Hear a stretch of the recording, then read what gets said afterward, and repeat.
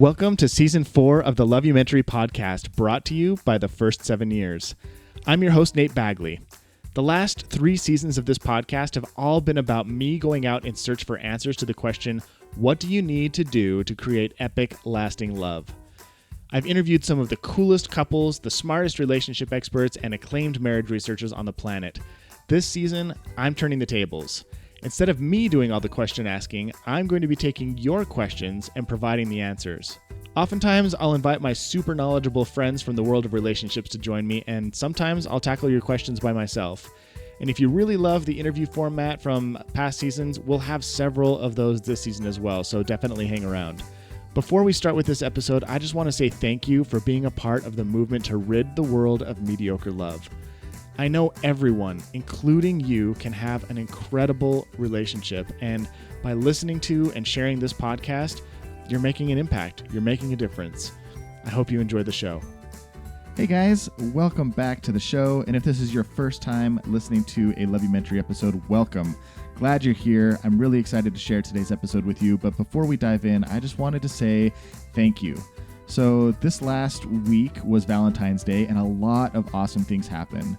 The first thing that happened was that my Free Think video came out that a lot of you probably saw. It was this really awesome video. I flew out to Washington, D.C. and worked with this amazing video production agency, and they put together this 4-minute video about what is the purpose of marriage, what's the purpose of love, of a relationship. And it got spread all over Facebook and all over the internet, and it was just like a really amazing experience to see something like that come out and have such an overwhelmingly positive reaction, and something that clarified my message, the message that I share so often in such a beautiful, beautiful way. So thank you if you watched it and if you shared it. I really appreciate it. And if you didn't and you want to check it out, you can go to first7years.com, and I've got it posted there. You can go to the Facebook page, the Loveumentary Facebook page, and I've got it posted there, and you can check it out. Second thing I want to say thank you for is we had date night last week, and if you've listened to the past couple of episodes, I've been talking a little bit about date night and what it was going to be and how it was going to go, and it was such an amazing experience. For those of you who were able to attend, thank you for coming. For those of you who don't live in Salt Lake City, which is probably a huge percentage of you, thank you for reaching out and letting me know where you live so that I can bring a date night to you. Thank you for reaching out and saying, like, hey, I want this. This sounds really cool. And I just wanted to tell you a little bit about what went down. So we had several hundred couples show up, all with the attitude of improving their relationship and taking their love to the next level. And the entertainment was awesome. Our magician, Paul, did a fantastic job of keeping people entertained and making it all about marriage and relationships, and did an incredible juggling routine, which was totally unexpected. So that was fantastic. The talks that Laura and I shared went, I think, pretty well. People seemed to get a lot of value out of them. And we had a lot of couples reach out and say, you know what, we want to come back regularly. Whenever you guys do this, like, we want to be there. This is part of what we're going to do to maintain our relationship and make sure that we have an incredible relationship going forward. So it's just super validating to like have a vision in my head of what I want the event to be like, and then execute it and have it land so well with so many people. We've also got, Laura and I have a 7 Principles workshop coming up in April, and we sold a lot of the spots to that at the event, and so there's only a few left. So if you live in the Salt Lake area and you want to come experience 2 days, well, it's Friday evening and all day Saturday, where we kind of do a deep dive into relationships, you can go to utahdatenight.com/7P, like Peter, or principle, because that's what it stands for, is 7 Principles, and we would love to see you there. And once again, if you live outside of Utah and you want to have a date night in your area, please reach out. I'm keeping a list, and I would love to take date night out on the road and bring it to your neighborhood, bring it to your community, and make something magical out of it. I just wanted to tell you really quick about today's episode as well. It's one that I've really been looking forward to sharing with you. I did this interview, and it quickly became one of my favorites. The guest that we have today is Maggie Reyes, and she is one of our only repeat guests on this show. I interviewed her, Melissa and I both interviewed her down in Miami when we did our cross-country road trip several years ago, and Maggie and I have kept in touch, and she has just grown and flourished as a coach. And one of the things that we talk about today is creating emotional safety. And it's a hugely important topic. The majority of couples therapists, like that's what they work with their couples. They work on creating emotional safety in their relationship so that they can have more safety, more connection, better communication, more trust. It is at the foundation and the core of every extraordinary relationship, and it's not something that we talk about enough. And Maggie does an incredible job at breaking down what emotional safety is and how to put it into practice. I hope you enjoy the show today. Thank you for tuning in, and we'll talk to you at the end of the show.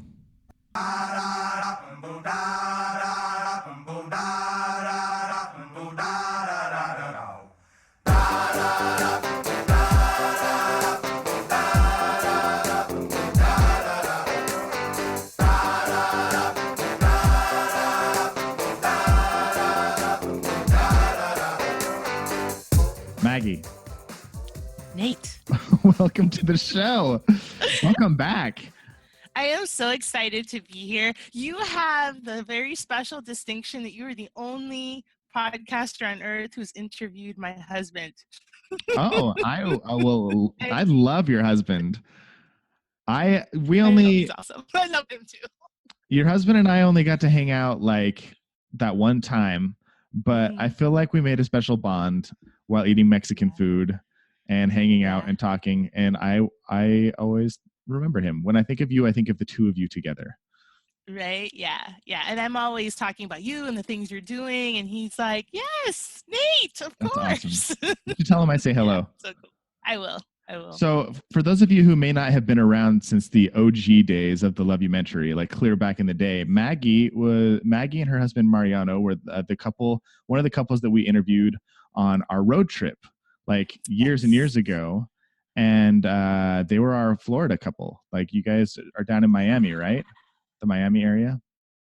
Anyway, awesome interview. We're in Miami, yeah.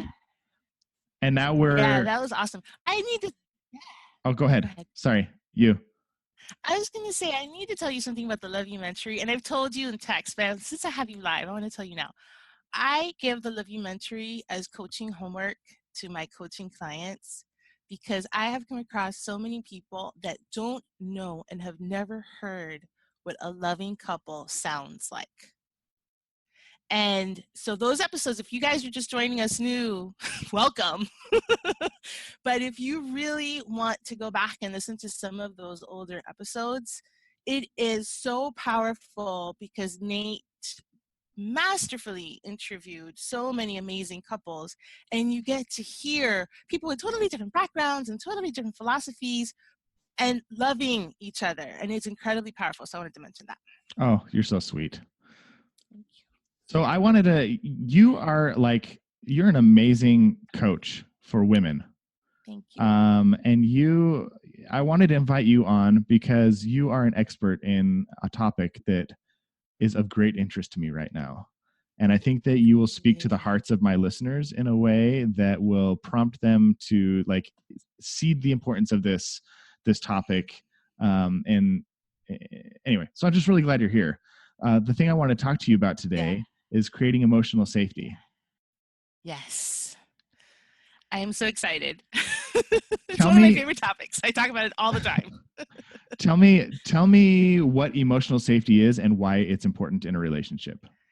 Okay, cool. So let's back up for a second, and this is going to be part of how you know what it is. Perfect. Most of my clients come to me, and so many women in my community come to me and say, I want better communication. I want better communication. It's like what they say all the time. And if you're listening to us right now and you want better communication, this episode is for you. Because what I come back to them with is, well, you know how to listen and you know how to speak, right? The issue is not communication. The problem is not how you're communicating. The problem is you have not established safety. So you have a safety problem, not a communication problem.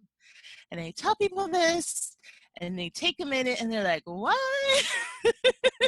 And so this is what I mean by that. Right now, I feel super safe with Nate. I know he's listening to me with an open heart, with an open mind.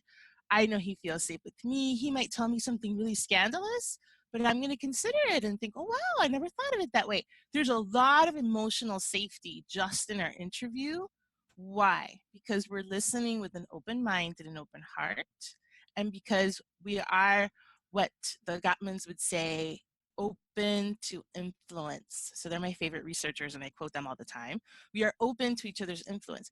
When we don't feel emotional safety, it is often because we are not open to influence and because we are needing a specific response in order to feel happy or good or secure.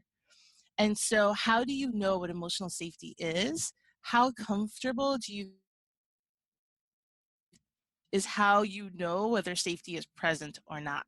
Oh, It might look you broke up different. there just a second. So Yeah. sorry, you broke up just a little bit. How comfortable you are what? How comfortable you are bringing up a topic that may feel difficult is how you know whether emotional safety is present or not. And emotional safety may have different components for different people. So I may need to feel heard. You may need to feel acknowledged. Like, we might have different components of what makes safety safe for us. Yeah. But this is how you know whether it's present or not. Make sense so far? That totally makes sense. Beautifully said. I love the point where you say that most couples who say they need to work on communication really need to work, they have a safety problem. Yeah. Because they have the skills to communicate, but what they don't have is the safety to communicate what they're capable of communicating without the fear of backlash or being punished or getting in trouble or being sent to the doghouse, as some people say. Like, yeah, it's a safety issue. Yeah, totally. So, what are your thoughts, Nate? I have more thoughts. I have lots of thoughts about this. Yeah, so I want to know from you, if you have a client come to you and they have a safety issue, what do they do to start creating that emotional safety? Okay, my gosh. So I don't know how this works. This is like the divine order of the universe, but literally, I was coaching someone on this 2 days ago. Literally. She's like, how do I create that? So here's what we talked about. And so I'll give you some examples. The first thing I asked her, and this is the first thing I want each listener right now to ask themselves, is what do you need in order to feel safe? So I'm going to ask you, Nate, like, name 2 things for you to feel safe. What do you need? To feel safe? Like emotionally, what do I need? Yeah, like in a conversation. Like, think about a conversation where you want to feel safe. I want somebody to pay attention to what I'm saying about and not know that I'm not going to be judged for what I say. And one of the things that also means a lot to me is feeling understood. So if I can get from you that you understand what it is that, or you're trying to understand, you're trying to put yourself in my shoes, I totally relax. Yeah. So empathy, right? You're putting yourself in my shoes. You're thinking about it from my point of view. So focused attention, not to feel judged, like to feel a level of acceptance, like unconditional acceptance. Like, I may not agree with you in the end, but I'm going to accept what you're saying right now. And to feel empathy, right? So what I would challenge you to do, and what I challenged my client to do, was to do those things always. You come to the conversation with empathy, with focused attention, and not judging the person you're having the conversation with. And you start creating this energetic sort of cocoon of safety, no matter what they're doing. They may not be feeling empathy. They may be judging the heck out of you in that moment. But you begin to turn the tide on how that's going by the energy that you commit to bringing. Does that make sense? Yeah. So how does? Yeah. Okay. Now. Yeah. Keep going. You're going down the perfect road. Just keep going. Yeah. Okay. So feel free to ask me questions, because I obviously I've thought about this very deeply. So I have like 20 things I want to tell everybody today. But first is you bring the energy of the qualities you need. So everybody listening to us now, do like Nate did, pick 2 or 3 things And then really notice when you're bringing that energy to the conversation and when you're not. Like, this will be a revelation to you. You will be in a situation where you're like, oh, damn, I really wasn't being empathetic at all. But that's what I need to feel safe. What? So just watch it happen with compassion, right? One of the things I talk about a lot with my clients is gentleness and compassion. Like, you heard this podcast today, you want to go out and do it perfectly, and then you don't do it perfectly, and then you beat yourself up. So beating yourself up is not the point. Just notice it with compassion and come back to the own empathy for yourself. Okay, now I'm going to introduce a concept that might be a little bit shocking for some of our listeners. But stay with me and ask me any questions, Nate, because I think you'll have the same questions that the listeners will be having. So, safety is a feeling that is produced by a thought we are thinking. I'm going to repeat that. Safety is a feeling that is produced by a thought we are thinking. That is based in cognitive psychology. The thoughts we think influence the feelings we feel and the actions we take, right? Mm-hmm. So when we're feeling unsafe, the most powerful thing we can do is look at what we are thinking. So if I'm thinking I'm being judged, he doesn't care or she doesn't care, I'm thinking all of these things, I'm immediately creating feelings of worry or despair, disappointment, all of these things. When I can pause and say to myself, what if I thought something else? I can just ask myself a question. What if I thought he just looks at the world differently than I do? Or she just looks at the world in a way that I will never comprehend, but how fascinating it will be to listen to her share how she sees the world. That's a completely disarming thought. Suddenly safety is not even a question. Now we're into curiosity. And curiosity is much more powerful than disappointment or despair. Okay, I so love this. tell me, Nate, are you following my logic there? Or do you have any questions about that? Yeah, I think the trickiest thing about that is creating that sense of awareness of where you're at in the moment. Yes. Because typically when I'm feeling emotional, when I'm feeling frustrated or threatened or misunderstood, my first instinct isn't to go, hey, I'm noticing that I'm feeling misunderstood right now or unsafe right now. Totally. So this is something I work with my clients all the time, and I'm giving away all my little coaching nuggets. So do these things because they work. So what you want to do is a pattern interrupt. And anything could be a pattern interrupt. And I have played with a wide variety of ones over the years. I had one client, true story, where she mentally imagined a Pac-Man. I'm 45, so Pac-Man was a thing when I was younger. But it's basically a little character that gobbles up little little characters. Oh, we all know who Pac-Man is. Okay, good. So she would imagine that, like Pac-Man was gobbling up her negative thoughts.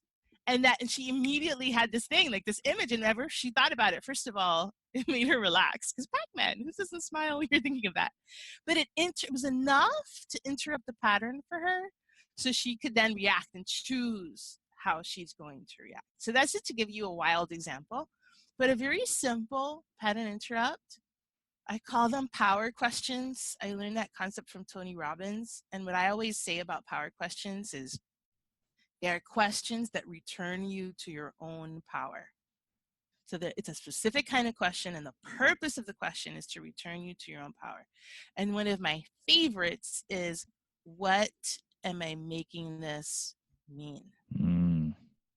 So you're retraining your brain. You're overriding your brain's natural tendency to feel threatened in a conversation or to feel unsafe, to relate it to what we're talking about. And what happens is our brain thinks anything new or unknown is immediately unsafe. That's the default programming of our brain. So it takes a while to override that default programming. Like, think about it like a computer. You're writing in a new software, and the new software is, what am I making this mean? I can choose the meaning that I'm making. And if you ask that 1,000 times over and over and over and over, eventually it becomes your new operating system, and it becomes much more the fabric of who you are. But in the beginning, it feels weird and clunky and uncomfortable, and it feels really odd. But if you do that, every single relationship in your life will improve. I totally agree.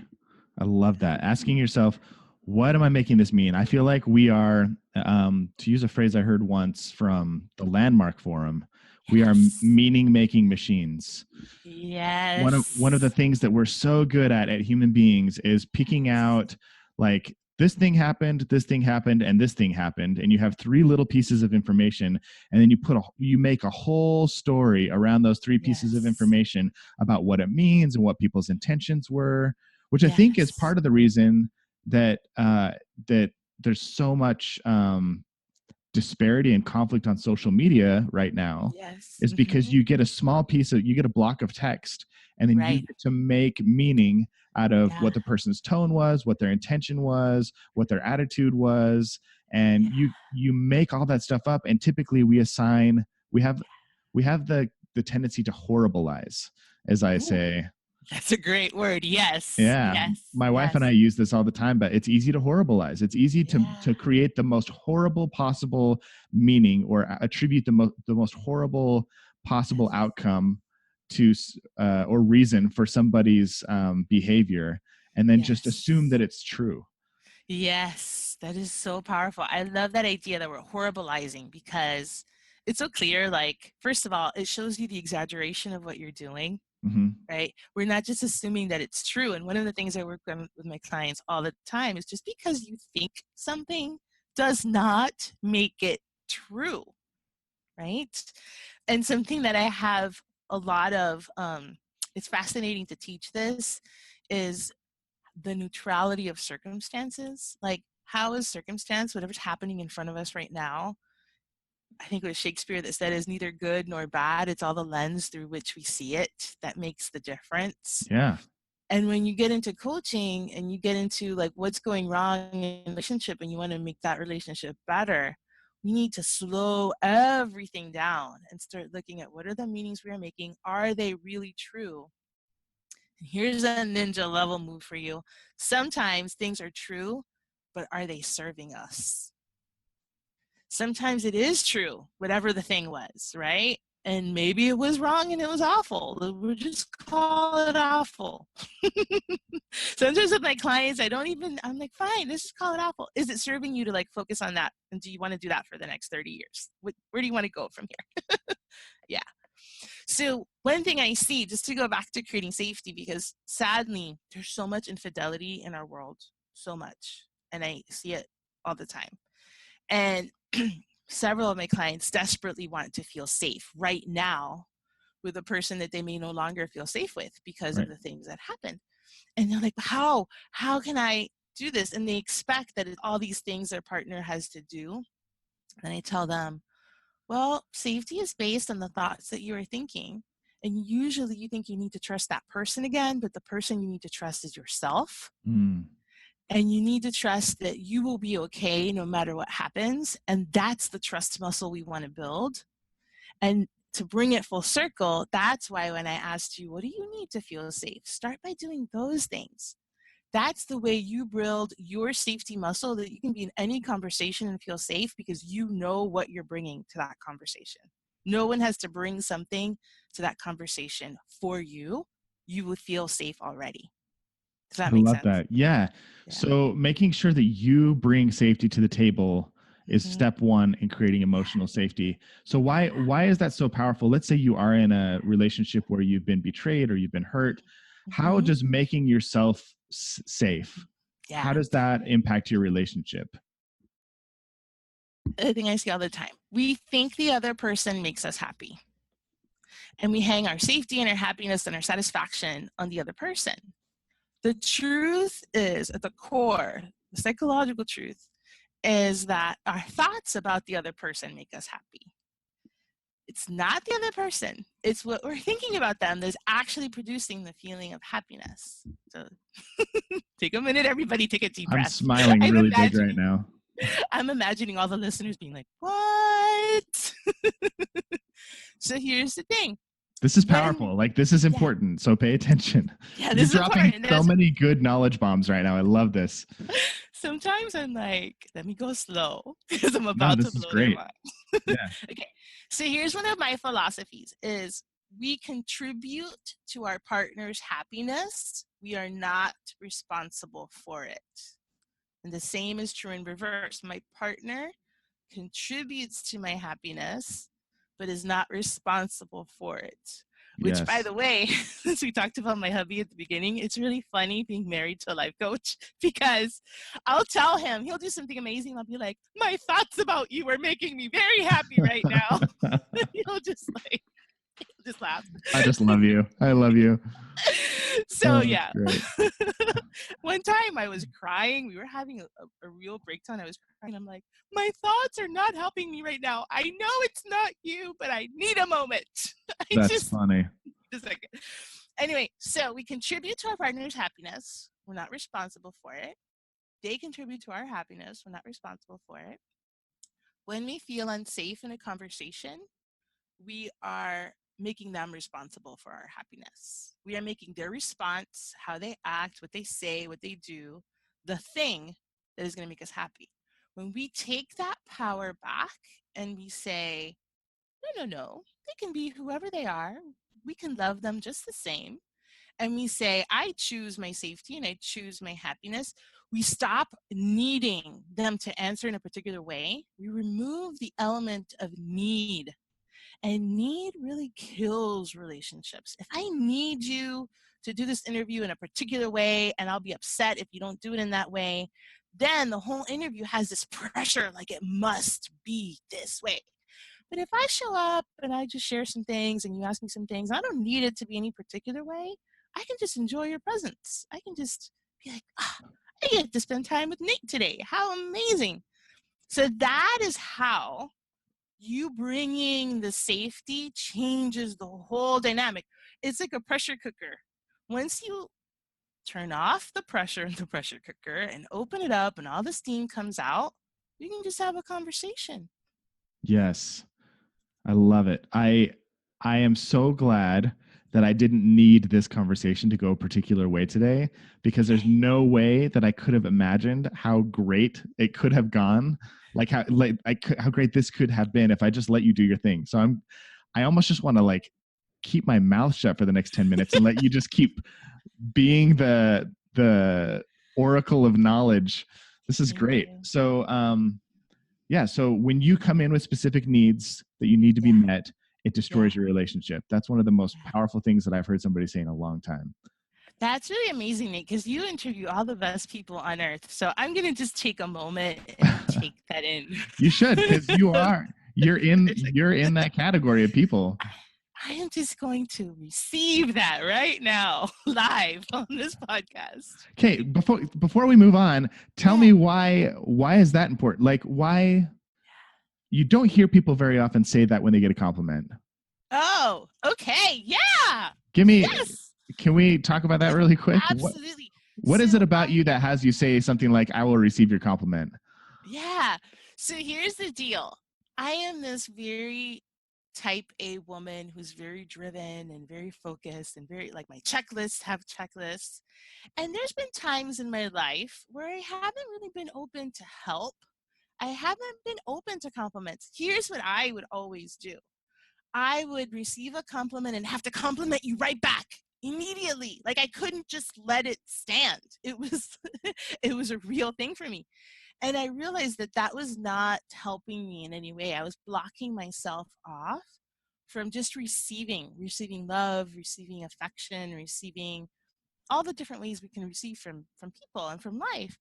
And I very intentionally decided to say, I received that.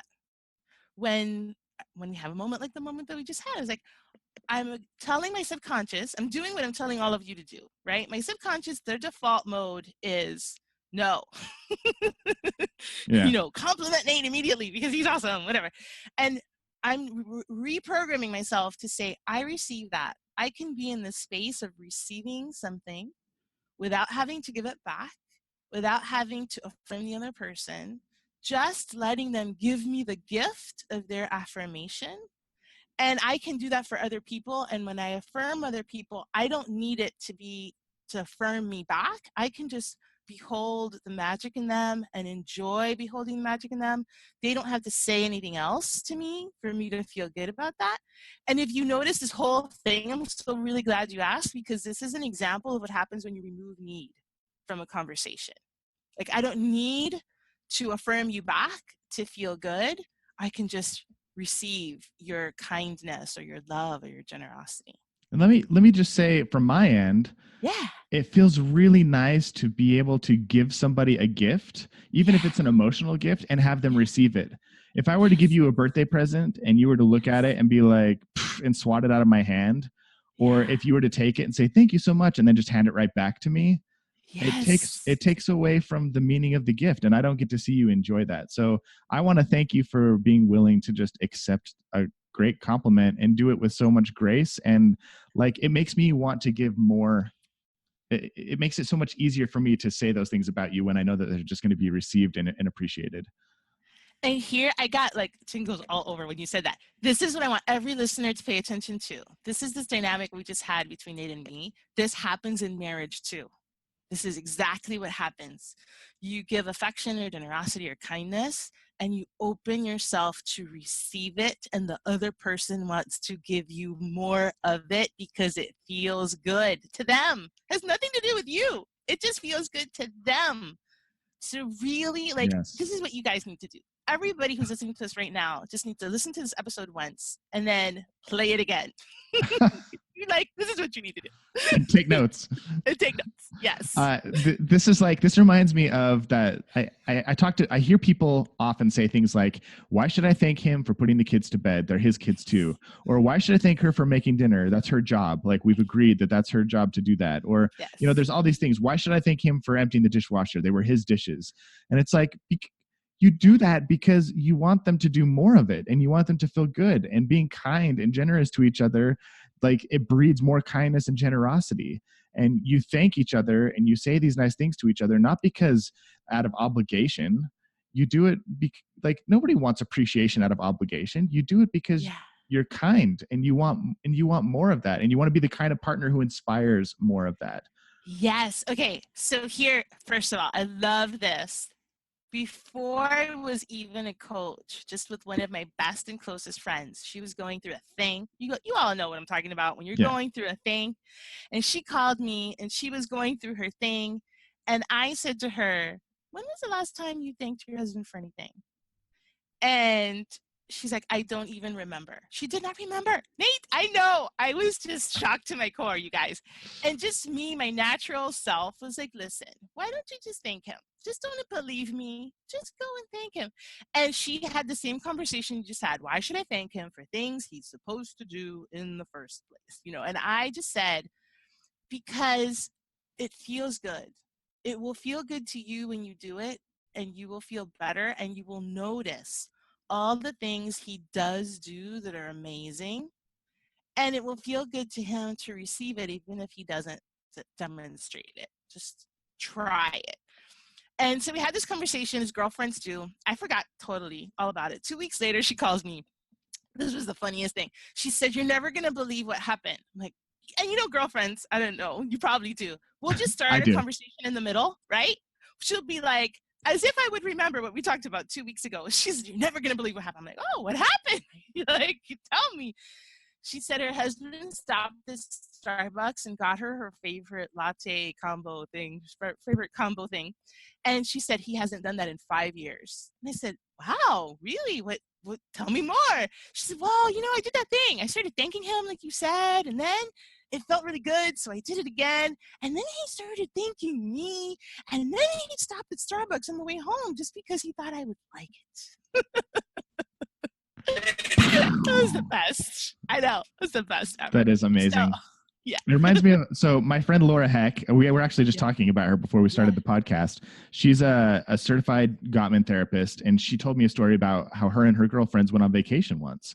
And her husband had arranged for, like, to take care of their child, and arranged for a place to stay. And, like, he put in a lot of effort so she could have some girl time with her friends, like a weekend. And so she called her husband in the middle of the trip, and she was just kind of said thank you. She's like, thank you so much. This wouldn't be possible without you. You're so wonderful. You're such a great husband. I can't tell you how much this means to me. And then she hangs up, and her friends all look at her and go, wouldn't you say you were kind of laying that on a little thick? Like, weren't you kind of being a little over the top? And she goes, if I want to do more of these things, I need to appreciate them when they happen. Because if he sees how much it makes me feel good, he'll want to do more of it. Like, you should all call your husbands right now and thank them for managing the stuff at home. Like, yes, they probably go on business trips or they go on trips on their own and you take care of things. And that's beside the point. This isn't like a scorekeeping thing. This is do I want my husband to send me off again? And if so, like, what can I do to make that possible? So it's just, and go ahead. I love that story. And here's one distinction I really want to give everyone, because I really want you to hear me on this. We don't do it for the other person's reaction. The other person's reaction is a byproduct of us doing it. So it's not a principle of manipulation. It's a principle of inspiration. Yes. Oh, boom. Yes. That is so, so key. And you will feel better regardless of how the other person responds, because you will be expressing who you want to be in the world regardless of their response. Very often what happens is they start responding to this new sort of upgraded version of you, and they respond in ways that are unpredictably fabulous most of the time. And I'll say, some people are jerks and they're going to still be jerks. And isn't that good to know? Like, if you're giving your 100% best and the person is still being a jerk, then I think that's really valuable information to have. And then you can decide what you want to do about that. Yeah, that's awesome. Totally. Okay, tell me more. There's one thing about safety. I'm so glad you said that. There's one thing about safety that I wanted to make sure we talk about, because it was one of the things that really got me thinking deeply about safety in the first place. And this little segment is for all of the skeptics that are listening to us thinking, that sounds good, but I don't know. Will it work? Okay, this is for you, so pay close attention. Nate happens to be in Salt Lake, and this happened in Salt Lake, which is so fabulous. So, the Salt Lake City Police did a retraining of their police officers, where instead of capturing the assailant, right? Instead of that, they were like, how do I eliminate the threat? So it's very different to say, how do I capture this potential dangerous person, to how do I eliminate the threat? They created a whole training around this. There's a great video on Facebook about it. I'll send you the link so you can put it in the show notes. And they eliminated the amount of deaths due to shooting. Like, since 2015 in Salt Lake, there haven't been any, because of this retraining that the officers went through of how to eliminate the threat, as opposed to how to, like, I don't know what they used to say before, but it was like how to neutralize the assailant or something like that. Mm-hmm. And so this is a fabulous illustration. What changed? How they're thinking. It's the only thing that changed. How they're thinking and approaching this potentially volatile situation changed. The energy they were putting in the situation changed. And then the result of the situation changed. So I heard about this and it blew my mind. And I was like, marriage, this is the same. Instead of thinking, how do I win this argument, right? I think, how do I connect more deeply with my partner?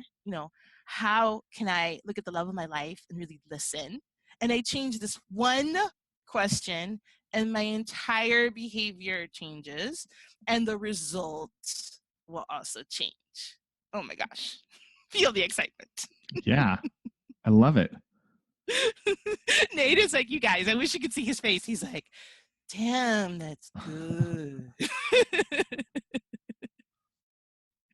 So give me a real world example of what that looks like. So the same thing, like I was talking with my client this week now that I think about it. So when an argument happens, right? Because the point is not just to do this when you're at peace, although doing it when you're at peace helps you to do it when you're having a heightened moment of emotion. But when you're having a heightened moment of emotion, and you can sit there and say, how do I defend myself? Or you can sit there and say, what if I don't need to defend anything? And if you're listening to the other person and you don't need to defend, you're creating safety. You're creating a container in which they can just share what's going on for them.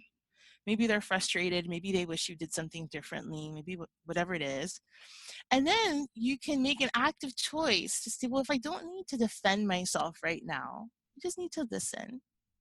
Let me see what happens. So you come at it like curiosity is one of the best feelings to feel on purpose, and is one of the best energies to bring to your marriage. Like, this other person that we're married to is a universe unto themselves.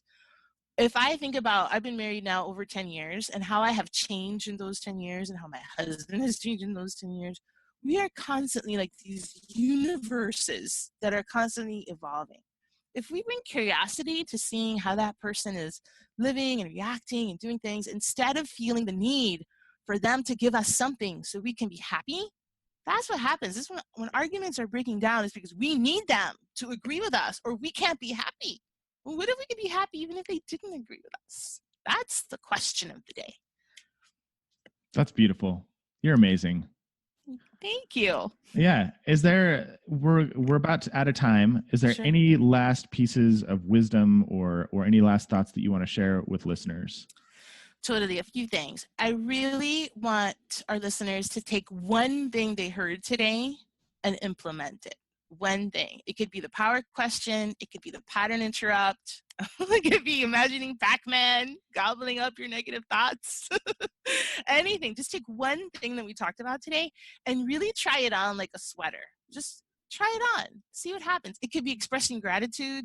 Gratitude is a game changer anytime. There's never a bad time for it. It's like a universal solvent. You can always use it. You can use it at work. You can use it in your relationships, for anyone. So number one is that pick one thing that resonated for you and just try it on like a sweater, and be okay if you don't do it perfect or whatever. I do have a handout on 7 power questions to create safety, and you can grab that at modernmarried.com, and it's a / creating safety. Cool. I will link to that in the show notes. Yeah, perfect. And it's really simple. It's a 1-pager. It's literally 7 questions. One of the questions is, what would love do right now? Simple. So those are, I think, the 2 things that I would want to share. You're wonderful. Thank you so much for taking time out of your day to hang out with me and talk about this topic that we don't talk about often enough. And you did it in such a beautiful way. And I just really appreciate you. Thank you, Nate. I love you. You can come back anytime that you want. I'm looking forward to it already. Ugh, you guys, isn't Maggie delightful? I just love having her on the show. She's so full of wisdom and hope and positivity and encouragement, and that's just what I look for in a friend and in a companion and in a coach, and she just has all those things, and I'm just so glad that she's in my life and that she was willing to hang out with us and spend some time sharing all of her awesome wisdom about creating emotional safety. I hope that you take something that you learned today and be an action taker, not just an insight chaser. It feels good to learn something new. It feels good to learn about emotional safety and how it can help you in all these other aspects of your relationships and overcoming some of the struggles that you might be facing. But that knowledge is not going to do you any good. It's not going to get you the results that you want unless you put the knowledge into practice. So take 1 or 2 things that you learned from today and make a commitment right now to start implementing, to take action on the thing that you learned. And that's the way that we're going to see a transformation in your relationship. So thank you for tuning in. And if you enjoyed today's episode, what I would love more than anything is if you would just drop by on iTunes and leave a nice rating or a review, or take a screenshot of the podcast on your phone and post it to Instagram or Facebook and tag us in it, and let people know that you're listening to it, what you got out of it, and encourage them to listen to it as well. That is how we spread our message. That is how we help other people improve their relationships. And that's how we rid the world of mediocre love together. That's how we accomplish this mission. So thank you for listening. Thank you for sharing. Thank you for being you. I'll be coming back at you next week with another awesome episode. I'm very excited about it. And I hope you have an amazing love-filled week.